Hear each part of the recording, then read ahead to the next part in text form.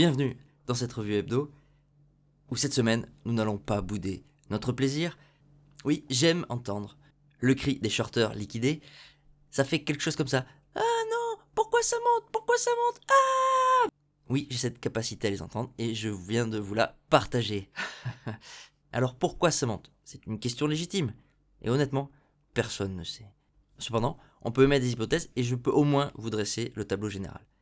Cette semaine, nous avons eu la sortie des chiffres de l'inflation américaine et ils étaient à la hauteur des attentes, des espérances des acteurs du marché. Il n'y a donc pas eu ni de bonnes ni de mauvaises surprises et la conséquence a été que les capitaux commencent à vouloir revenir dans les assets considérés à risque, comme les actions, comme notre marché crypto que nous allons voir. Et donc ça monte oui, mais jusqu'à quand? Personne ne peut le dire non plus, car si l'inflation aux États-Unis est en train de diminuer, c'est parce qu'est en train de s'installer une magnifique récession. Et ça, en général, c'est pas bon pour les marchés. Assistons-nous alors à un rebond qui pourrait durer 1 ou 2 trimestres avant la grande catastrophe, la mise en place cette fois-ci réelle d'un bear market? C'est ce que nous suivrons semaine après semaine. Débutons avec le Bitcoin. Vous êtes ici en mensuel. Est-on en train de définir notre nouveau plus bas? On peut l'espérer, on peut le souhaiter. En tout cas, cette semaine est vraiment significative. Passons d'ailleurs en hebdomadaire. Ici la vision macro pour bien se repérer, avec le gros support des 12 à 13 000 que nous n'irons peut-être jamais revisiter. Et si nous voyons une magnifique réintégration du range qui avait débuté en juin 2022. La divergence haussière est en train de s'activer. L'augmentation du cours est suivie par une augmentation du RSI, qui est cependant toujours contrôlée par les vendeurs. Nous sommes ici au début d'un rallye contre tendance, d'un rallye de marché baissier, et il est encore beaucoup trop tôt pour déjà évoquer le bull run. Je vais également rajouter un petit indicateur, ce sont les volumes. Ici sur Bitstamp, ça paraît faible, mais lorsqu'on regarde sur d'autres exchanges comme Binance, comme Coinbase, on voit une magnifique bougie de volume, montrant qu'il est fort probable que ce mouvement ne soit pas un faux, et que nous puissions au minimum aller retravailler les hauts du range, voire peut-être s'en extraire pour un plus beau rallye. Cette semaine, c'est d'ailleurs Bitcoin qui a mené la danse. Vous êtes ici sur la BTC dominance en hebdomadaire, toujours avec la vue globale d'abord. Le support ici des 40% qui a tenu et dont le BTC est en train de s'extraire. Si nous nous rapprochons, on voit une belle bougie haussière. Il a enfin franchi la petite résistance des 42% qu'il travaillait depuis octobre. Et on peut donc légitimement au moins viser les 44%, voire peut-être retourner en haut du range. Et pour les maxi qui pourraient passer, oui, c'est possible qu'il s'extrait du range à la hausse, même si de mon côté, je pense que ce scénario est peu probable. Car de la force, nous en trouvons également dans les alts. Et comme toutes les semaines, nous allons regarder d'abord Ethereum, ici en mensuel. À la différence de Bitcoin, Ether, lui, n'a pas fait de plus bas depuis juin 2022. Même la crise d'FTX n'a pas provoqué un nouveau plus bas. Et si nous regardons à l'échelle de temps inférieure, vous êtes ici avec le même graphe en hebdomadaire et nous allons zoomer. Ethereum est en train de s'extraire de ce canal descendant qu'il avait débuté en août 2022.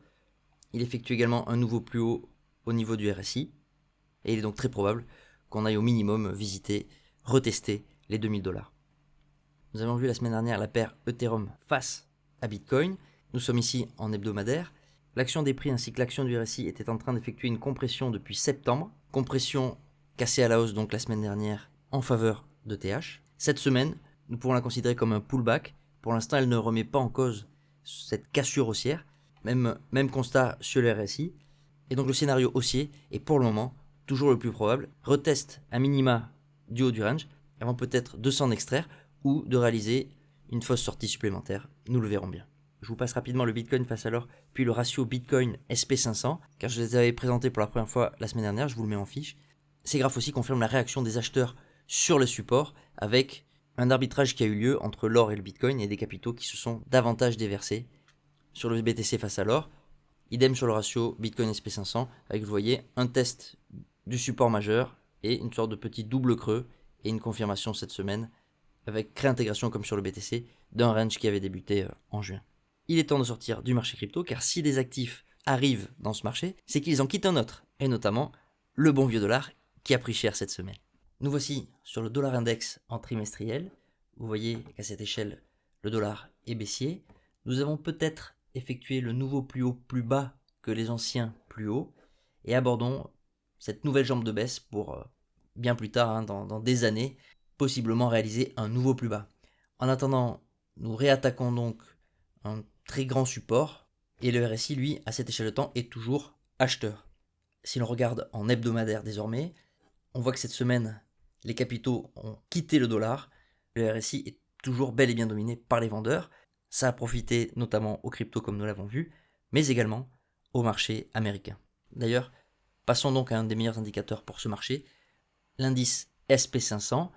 Nous sommes ici en trimestriel, je rappelle l'image très long terme, avec ici l'explosion de la bulle Internet en 2000, ici la crise de 2008, et le bull market dans lequel nous sommes toujours, qui a débuté donc en fin 2012, début d'année 2013, et nous ne sommes pour le moment que dans un retracement, dans cette énorme tendance haussière. Le RSI, lui, a rebondi pile poil, il y a de cela 2 trimestres, sur sa zone d'équilibre.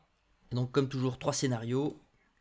Un grand scénario baissier, scénario haussier, ou une latéralisation longue et pénible avant de partir à la hausse ou à la baisse. Les marchés, quoi. Bon, je plaisante sur cette échelle de temps long terme, mais pour essayer d'avoir des indications, ou en tout cas pour pouvoir faire des scénarios et mettre les probabilités de notre côté, il nous faut regarder dans les échelles de temps inférieures. Nous passons donc en mensuel. Je remets l'image macroscopique pour rappeler qu'au niveau du RSI, nous sommes toujours d'ailleurs sur un point clé, sur la zone d'équilibre entre acheteurs et vendeurs, et qu'en septembre, il s'agissait de la 3e fausse sortie, entre guillemets, attaque des vendeurs contrée par les acheteurs, et que nous sommes peut-être au début d'un retournement. Je zoome maintenant en hebdomadaire pour bien regarder ce qui s'est passé. Une partie des capitaux sont donc projetés dans le marché américain, qui revient tester cette ligne de tendance qui a déjà rejeté 3 fois le marché. Le RSI est revenu sur sa zone d'équilibre, mais on sent bien qu'avec la divergence haussière qui est active, le marché n'a qu'une envie, du moins à cette échelle de temps, c'est poursuivre sa tendance haussière. Le pétrole US, vision long terme, nous sommes ici en mensuel.